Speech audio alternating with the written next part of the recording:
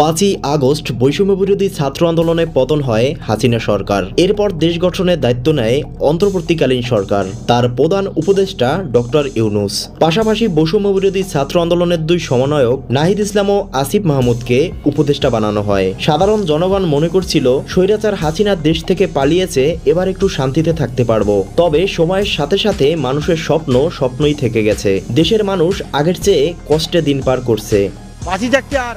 সুখ হবে না, মরার পরে যদি আল্লাহ সুখ করে আমার।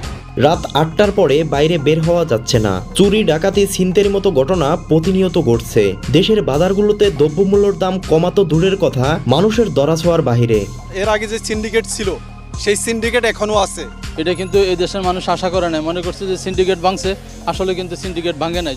এদিকে বৈষম্য বিরোধী ছাত্র আন্দোলনের সমন্বয়করা রাজনীতিতে মেতে উঠেছে।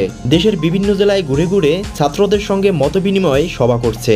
এই টাঙ্গাইলের গৌরবকে ছোট করে যখন কোন খুনির নামে।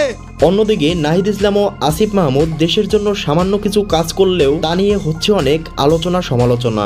কি 20-25 বছরের ছেলে মেয়েদের নেতৃত্বে বাংলাদেশের রাজনীতি হবে? সমন্বয়কদের নামে যে চাঁদাবাজি হচ্ছে বিভিন্ন জায়গায়।